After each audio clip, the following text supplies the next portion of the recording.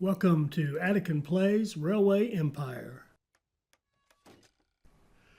Alright, hi, this is Attican and welcome to another Railway Empire video. This is part 2 of our pursuit of perfection on the automobile scenario. And in part 1 we used rapid expansion to grow and get 4 cities going with beer meat lines to establish our early economy, and we set up steel shipments into a warehouse from a factory that sprung up in Rochester, and we got our refinery going. There was a refinery put into Indianapolis, so we ran oil all the way over to Indianapolis from the Kansas City area, got that going. So we've completed the steel requirement that we have to do up front, and we've got a requirement to ship a bunch of gasoline, and that's going well. So now we're focusing on city growth. So what we're doing here, we need to grow 3 cities to 120,000. So we're going to target Toledo, because it's already decent size and it has to eventually go to 200,000, Chicago, and Rochester. So what you're seeing here is building out Toledo so that we can feed it whatever it needs. So we've just set up a clothing industry up there, a tailor up in Grand Rapids to ship clothing to Toledo. And now we're looking around to see there's an opportunity. Toledo's hit 90,000 already, so we've got an opportunity here to put in another industry, and we want to figure out what industry do we need. And there you can see a good recap of kind of where we are, and we just finished our gasoline shipment. So our next task literally is these 320,000 cities, and that's a job.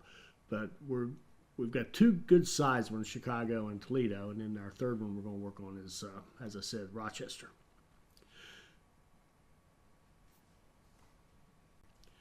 Now we're tight for capital right at the moment, so we may have to wait for the industry to go in. So what we're going to do here is we notice that there's an industry in Chicago that requires logs, and we want to go ahead and get those logs going in there for a couple of reasons. One, to help Chicago grow, and also for the product that's created in Chicago, we want that to be shipped to Toledo. So this will help both cities grow if we can make sure that that industry in Chicago has the logs it needs.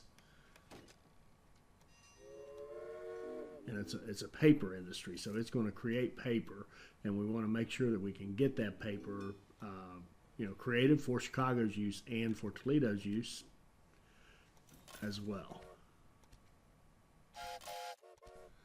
And while we're up there, we might as well run some milk into Chicago. It's an easy kind of low-hanging fruit, if you will. So we can just tag that milk in with the logs and run it into Chicago.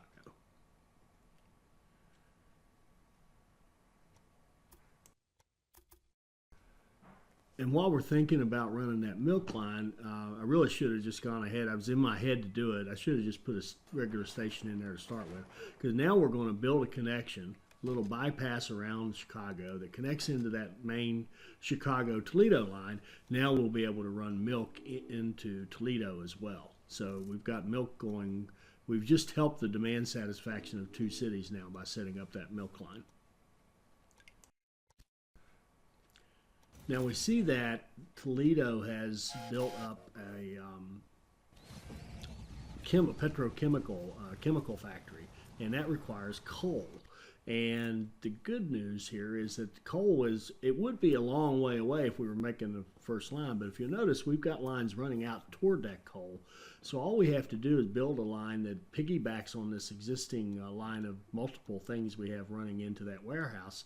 So if we just add coal to the list on that warehouse, we can pick up the coal and run it in easily and supply that chemical factory with what it needs. And that means that we didn't have to build that industry, and we can continue to keep the demand satisfaction up in Chicago, plus those chemicals can be used in Toledo and in Chicago, which will help both cities with their demand satisfaction.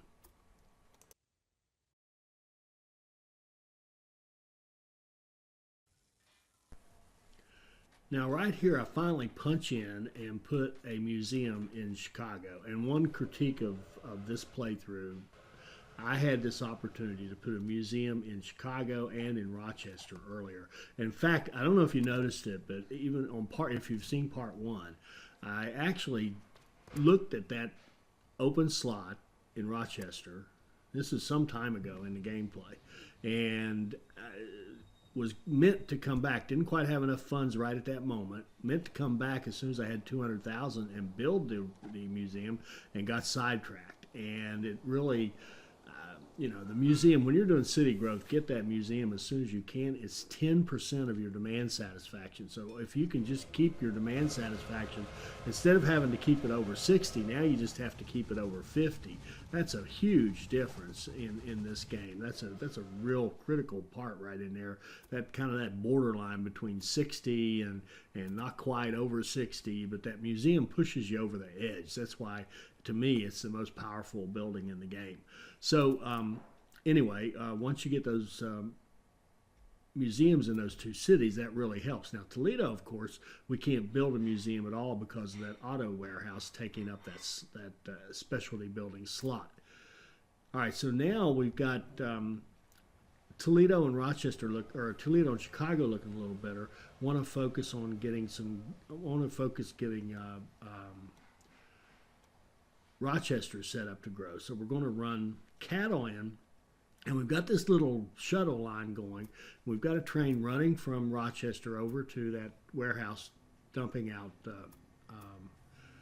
steel, and it goes back empty. So we might as well go back taking cattle. So we're going to start running cattle into that warehouse from nearby over here to the east, and that'll be a nice little line. We can run the cattle over there and make sure that we keep that meat factory in Rochester supplied, so that'll help with Rochester's growth, and we'll make some money on the cattle shipments, and that's all good.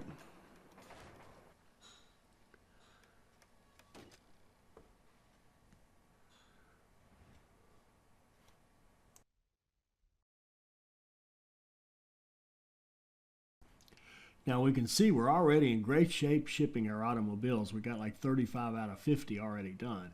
But the city growth is our next goal, and that's the one we got to focus on. So waited till I had enough money to buy a super warehouse, a super large warehouse to attach to Rochester, because there's some nice stuff down here that we can run into Rochester and help it to grow. We can run milk and logs from up to the north. We've got wheat, we've got corn, we've got sugar, we've got fruit if we want it, we've got veggies. There's all kinds of nice stuff. And right here I'm actually looking to see, do I want fruit or veggies? And I was thinking there was fruit nearby, but turns out I don't see any, so we'll go with the veggies. So now we can run 6 items into that warehouse, and anytime you can get a city with 6 items running in raw materials, plus if it's got a good beer meat line going and getting any kind of other manufactured goods, you're generally going to get really good growth. So we're going to run our 2 from the north, our logs and milk in there first, and this part actually is a little bit interesting. So we'll run it into the middle 2 platforms, because with those, the way those junctions are set up on those super stations, you really, if you can hit any platform, you've got, any one of the prongs or sockets, whatever you want to call them, hit any one of them and come in, you can hit all 4 of the platforms. So it kind of takes away the need to be too careful. Here, finally, I actually thought I'd already done this. I can't believe it. I've got to get that museum in Rochester. And by the way, if you had to choose between running logs into Rochester or museum, put the museum in if you're looking for city growth. So finally we got our museums in. Now again, running the logs and milk in, and I'll fast forward through that and go to the next part, which actually is a little bit interesting.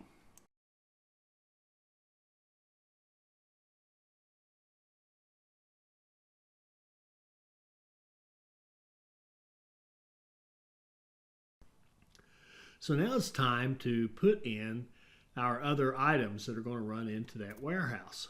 and I'm thinking, I'm going to use my usual kind of piggyback piggyback system where, you build one line in and you hook into that one with your next raw material, and then you hook into that line with your next one and just keep working your way out. But then I'm looking at this and thinking, now all 6 of the products are going to be, if I do this, all 6 of the products are going to come into that same spot right there. And they're all going to kind of merge in that one place. And why have any congestion there? And why have the log and the milk playing along with everything else? So what I decided to do instead is build a loop. And I did it just kind of smiling as I did it, because I thought, well, let's just do something different. So we're going to take that one platform that's available. We're going to go in that way, and we're going to loop out the other end. Remember, we still have access to all 4 platforms because of the switches, the way the switches are set up on these superstations. So now I got that a big old loop, and to tighten up that loop, all you have to do is grab it and drag it in, and you get yourself a nice tight loop. And now the wheat, you can see how the wheat could go into the warehouse, come out the other end, and just loop back to where it started. So we're going to build a little loop like that, have signal set so that it's one direction. And it's a little weird. I had it go, straight from the wheat to the warehouse, which is clockwise. And now I live in the heart of NASCAR country, so those of you who know what NASCAR is, you'll know that for me to have vehicles turning to the right just doesn't feel right. They should be turning to the left. They should all be making a whole bunch of left turns. But anyway, here we go. Here's our little racetrack that's going in clockwise direction, and we will just set up trains to run into the warehouse, back out the other end, and loop back to where you started.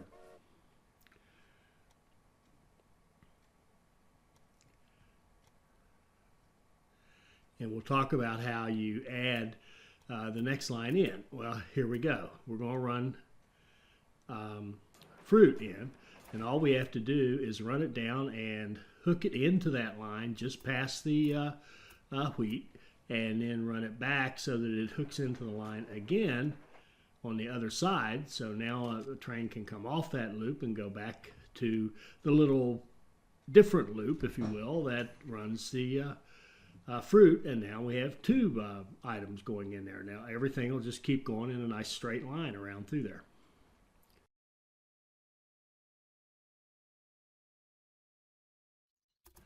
Now we want to add corn into the mix, and same technique to get it started. We'll run the corn straight in and hook it up to the loop, but now we want to build just a quick little bypass. So we're going to build a little line so that the main loop, the original loop, can actually bypass the wheat station, so that we don't have trains waiting to get in line for the wheat, holding up everything else. So now we can run our corn into the system, add it into our little loop, like so, making sure it's going in the right direction.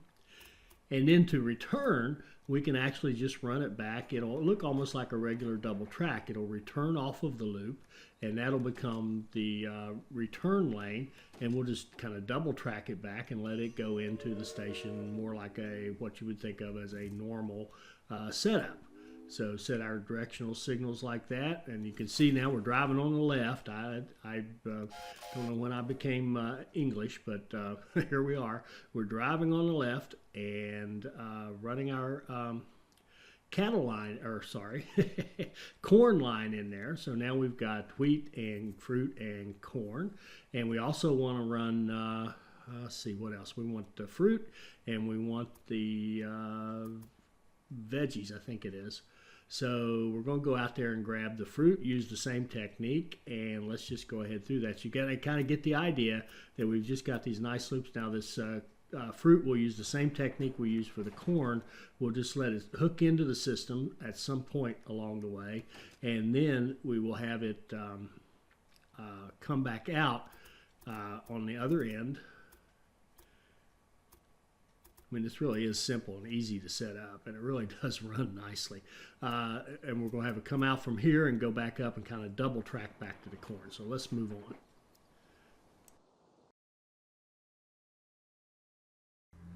So now we've got some nice supplies heading to Rochester, and we're just literally going down through here and checking to see what else do we need to give to Toledo to keep it growing. And keep in mind, I'm looking past the 120. I want to get the 120, of course, but I also want to just keep it going. Now you can see Chicago is growing, and it's over 119. It's going to pop here just probably right there. There it is. It just hit 120,000. So hooray, that's one. And Toledo's getting close. But then we look at Rochester, it's only at 80,000, and it's already June of 1913, end of June. And we have to finish this year in 1913 to keep our perfect score. So we've got 6 months to put a whole bunch of people into Rochester. So it can never fall below 60% or below 61%. We need to keep it growing. So here's a little correction I should have made earlier. Remember, this little line from Rochester to the warehouse is really a shuttle. It's taking steel out and then bringing meat, or cattle rather, back. Well, I had it set to run full with the steel, which made sense when it was only doing one thing. But now we wanted to keep it running, so we want to take that be full off. And there we go. We just shipped all our automobiles just by naturally, because we've got the setup correct to do it. We had the steel, and the steel was going to Chicago. We had the gasoline, and the gasoline's going to Chicago, and we had a direct line to Toledo to deliver, so we got rid of our automobile task. Anyway, that shuttle, I want to now have it run not necessarily full, so that it'll keep moving back and forth and keep bringing that cattle into Rochester. So at this point, we've got 2 of our cities, but we've got to get that third one. So we're just going to keep focusing on Rochester and keep it growing.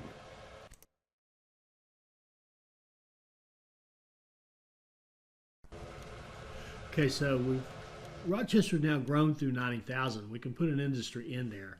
So wanted to make sure it was an industry that could be immediately supplied. So I go with the furniture industry and even expand it one to make sure that it's a bigger portion of the demand.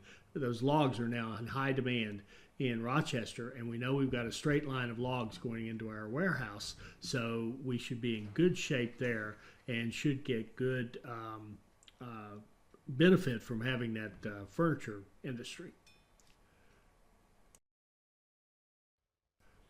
So we put that furniture industry in and it helped us out, but we have a requirement to have 2 car industries where we're producing cars from 2 different cities. So I want to use a large city. Rochester is a good choice because it's already got the steel coming in.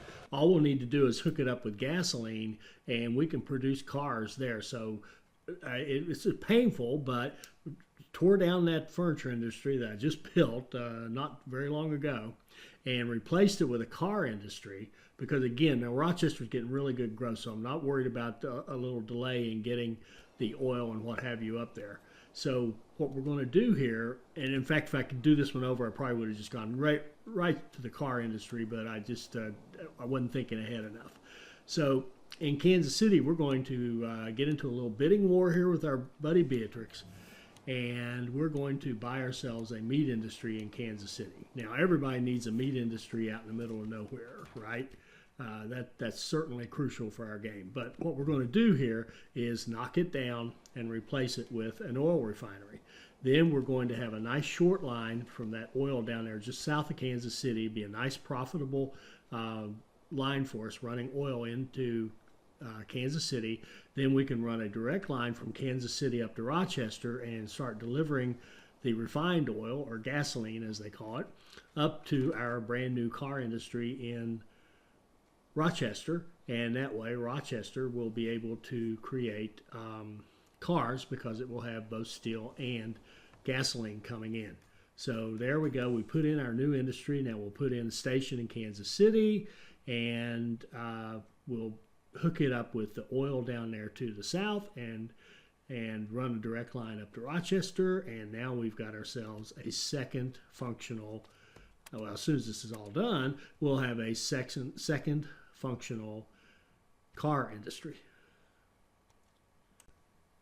And I'm sorry, we'll have one car industry. There is a second one on the map already there in Chicago. It started that way, and later on we'll see what we do about that to make sure that we have two car industries that we own. And a promoter has popped up. Hallelujah. A promoter has popped up. Remember, we're trying to get Rochester over 120,000. It's already November. Our deadline is the end of December. So we're going to get a promoter and fire him off on Rochester and say, promote Rochester. Get Rochester growing even faster. And you'll notice I even backed off in order to get the money quickly. I backed off and deleted the station that I just put in Kansas City because I wanted to get that money to make sure that I could get that promoter. So now you can see that Rochester is just growing great guns. And there we go, task completed. We probably, possibly would have made it without the promoter, but it sure was nice that he came along just in the nick of time. That's one of those rare times when those special characters actually show up when you want them to. So now we've got that tough one done. We've got the 120,000, and we're on our way to setting up. We need to have a second production of automobiles. Now, we get credit for just having that automobile industry, but we want to make money on it. And we also have to produce 4 loads of automobiles, so that's why we have to get the production actually going. Just owning that industry gives us credit for one, but we want to have a really functional one because we've got to produce 4 automobiles a week. And we also have a task of producing 6 gasoline a week. So we're going to want to be able to bump up our refineries, and we're going to want to own both refineries that are now on the map. There's one that we just put in that we do own here in Kansas City that we're setting up and getting the oil running to it. There's also one in Indianapolis that we don't own. It's a private owner, but we're going to take care of that in a little bit. So we want to own Beatrix, and so it's time to start buying her. So I decided to buy, my goal was just to buy 50% of her in this first pass. We got pretty good money. We're almost at that amount where we can buy 50%. And I don't know why. I could have bought 48%. What difference did it make? But I wanted to buy 50% of her to start with. So I'm just waiting to accumulate enough money, and we'll continue to work on buying out Beatrix. So we end up buying out 50% of Beatrix, and now we turn our attention to that refinery in Indianapolis. We start the bidding. We want to buy that refinery, and we'll pay whatever we need to pay for it, but it turns out Beatrix is a little cash poor right now, so she leaves us alone, and we buy out that refinery. So now we have 2 refineries, and we can start upgrading those as we go in order to up our gasoline production to hit that optional goal of producing 6 gasoline per week. And you'll see what we need to do here. Remember that you can only upgrade as far as you need a large enough city to warrant the upgrade. In other words, there has to be enough infrastructure and people in the city to allow a bigger and bigger factory. So you'll see what we have to do about this. We got India is growing, so that's nice. We can upgrade it. But down there in Kansas City, we got that little old town with nothing going on. We're going to have to do some work down there. And we have to be ever mindful of what's going on in Toledo because we're trying to get it to 200,000. So we notice they're not getting enough clothing, so we're going to bump up the tailor shop in Grand Rapids and even put a museum in to help it continue growing. But the thing there to make note of is to grow Toledo, we had to do something in Grand Rapids. That's one of the things you have to be mindful of is not only what raw materials are coming into a city to help it grow, but what manufactured goods. So in this case, we want to make sure that tailor is producing enough to make sure there are a steady supply of clothing in Toledo.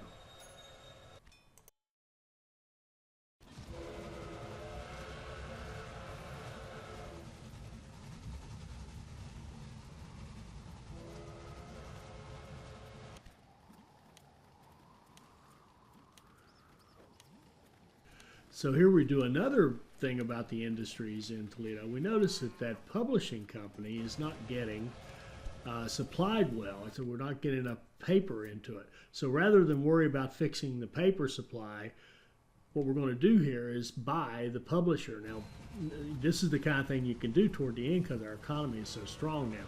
So we're going to buy that publishing company and try to fix it so that we're making sure we're getting supplies in there. So we're going to take that, demolish that publishing company and replace it with something we know, furniture, where we know we've got a supply of logs coming in. See, there's plenty of logs in Toledo. So now we can take that furniture company, even expand it a little bit, and make it be part of the demand in Toledo. We up the demand for logs, which we're bringing in at a good rate. So now we've got a good thing going there. So now we've got a meat industry that's being supplied, we've got chemicals that are being supplied, and we've got a furniture industry that's being supplied. There's 3 items that it's manufacturing that it can consume, and now we're starting to see pretty good growth or supply of demand in Toledo. We're just kind of going to push the envelope and just make it happen. We're just going to keep supplying Toledo with whatever it needs to make sure that we keep that growth rate going. And what we're doing here is we're going to set up a cement line that goes into Toledo. And I'm just checking these platforms to see if we have a nice open one. And they're not too busy, so we can certainly run some cement over there to Toledo from this cement, I don't know what you'd call it, plant, field, whatever, I don't know what that is. But they produce cement over there. And so we're trying to decide, would it be better to hook into that Indy line or hook into the line up to the north there coming from Chicago. Either one will work. So we're just looking to see what's the best way to hook it up. And so we're going to go with this one. We built a fairly long, costly bridge there, but again, we're at the point where we have some money. We can afford this kind of thing. So we're going to run this cement line over, hook it into that line that's coming in from Indianapolis. That's the Indianapolis to Toledo direct line and city to city line. So we'll just hook up this cement into that, and now we'll be able to run cement into Toledo.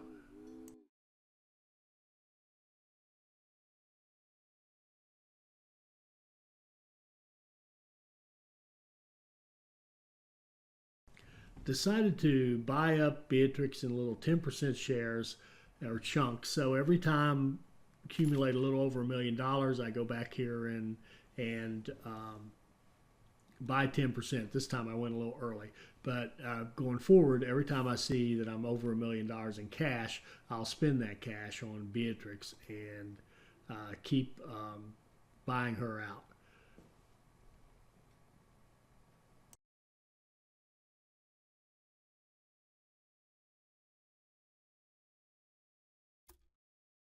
Now at this point, I noticed that we have a lot of stuff going into that tight little area we're looking at right there, going into that warehouse for Toledo, and it's imperative that we keep all of our supplies coming into Toledo without troubles. So what we're going to do here is take advantage of some of the new functionality they've given us with recent releases. So basically in 1.8, this where you delete. I'll show you in just a moment. So what we're going to do here is set up a line that comes out the other end of our station for the cattle, and it's going to kind of loop backwards and go into that one platform in the warehouse. Remember, of course, because of that junction, it has access to all 4 platforms in the warehouse, and we're going to double track it back to our ranch, and now we've got an alternative way for the cattle to flow into the warehouse. Now remember, the line says go from Lee Ranch to the warehouse. It doesn't give it any direction. So what we're going to do is take advantage of the fact that we can delete that line that's existing, and this is the new functionality, and the trains will all reset to their station of origin, which is the Lee Ranch. So now they've all gone back. They're all trying to go to the warehouse, but we've given them a new path. So now they'll go to the warehouse. based on that new path that we've given them, and we've now been able to reroute them all without having to go in and change a bunch of lines and all that stuff. So that's a good use of that deleting track functionality and resetting. And you can see Toledo's now up to like 180 some, so we're doing great there. So we still want to get our optional tasks done. But to get a perfect score, we need to get all those optional tasks done. Now there's two things I'm thinking about primarily right now. We need that second car industry, the one in Chicago. We want that one because that's the one that's set up. We can set that one up and easily get it set up to succeed. And we need to buy Beatrix. So what we're going to do here is buy out Beatrix first. There she goes. Bye-bye Beatrix. We're going to merge and take all that money, liquidate everything, take the money. So now we're flush with cash, and now we can go out and do what we need to do because we've got plenty of money to get stuff done. So we're going to go in and buy that car industry at a really, really good price because at this moment it's not getting properly supplied with everything it needs to produce. So we're going to fix that, of course. And so we need to get our gasoline production up. We need to get our automobile production up. So we expand there and we realize, well, we can only go up to level 2 because Kansas City isn't big enough for us. It needs to be bigger and now we see a promoter pops up. Well, that's great. That's great timing. We can put that promoter on Kansas City and help Kansas City start to grow, and then we'll do some other things to grow it, and then we can bump it up yet again, and bump up or upgrade our refinery and keep that process going until we have the gasoline production that we're looking for. So now we're going to grab the promoter and watch this. We are going to promote growth in Omaha. I can't believe I did that. In Omaha. I didn't even realize I'd done it when I was playing. But thanks to us, Omaha is going to have a few more residents in their little city, which doesn't have a railroad, doesn't have any growth. Oh, my word.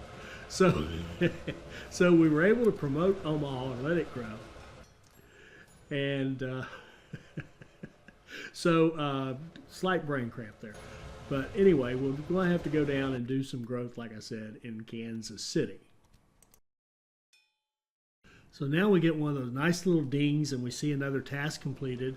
And sure enough, Toledo has grown through 200,000. So we bought out Beatrix. We've got our 200,000 in Toledo. All we have to do now is get our gasoline production up. So when we look again, we've got to grow Kansas City, which strangely enough hadn't grown as much as I would have expected given the promoter I thought I was putting on it. So anyway, we're going to grow Kansas City by setting up lines that run beer and meat in there. And if I'd really been looking at this, I probably didn't need to do the beer one because it's already, or is it the meat? The meat one, because it's already hooked up to Rochester, which should be able to give it the meat. But decided to just go ahead and put in beer and meat. So what we're going to do is run a line from Des Moines. That'll give us the beer. We'll make sure Des Moines has wheat coming in, so it has a steady supply of wheat. And we'll run a beer meat line between Des Moines and Kansas City, not Omaha. And that will give us beer coming in. And then we'll run a line over from Columbia, and that will give us the meat coming in. And that way we can grow Kansas City and upgrade our refinery yet again.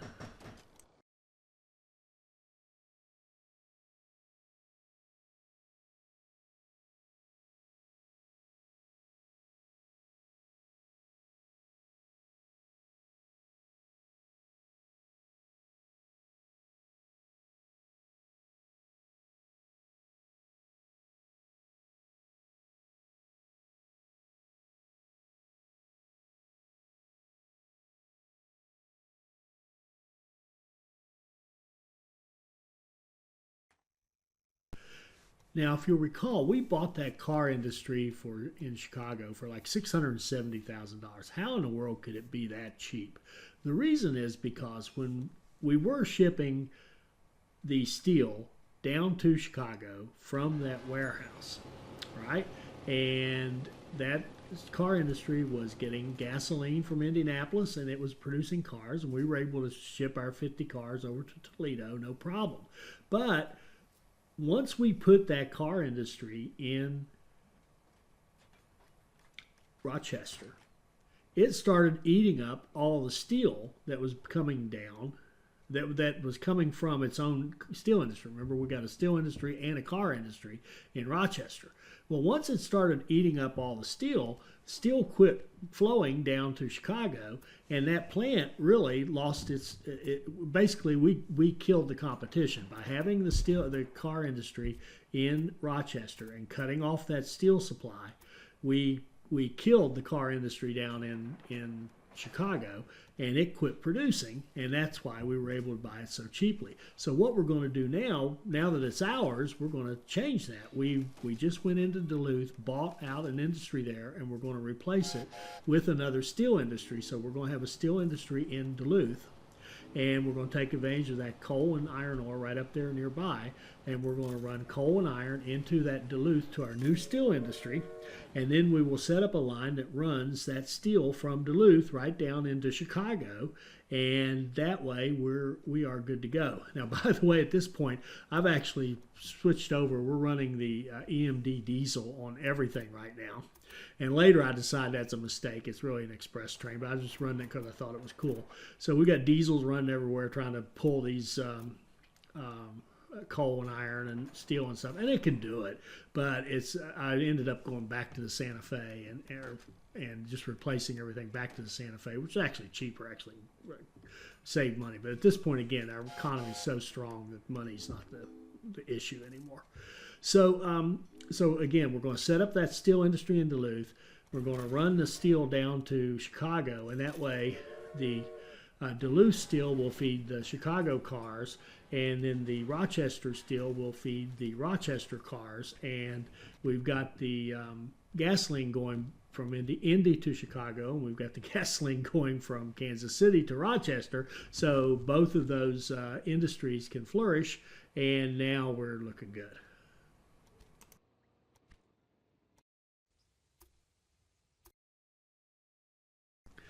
Now it's just a matter of continually expanding these industries until we get our gasoline production at 6 a week and we get our car production at 4 a week. So let's just move ahead to the end and see how we did.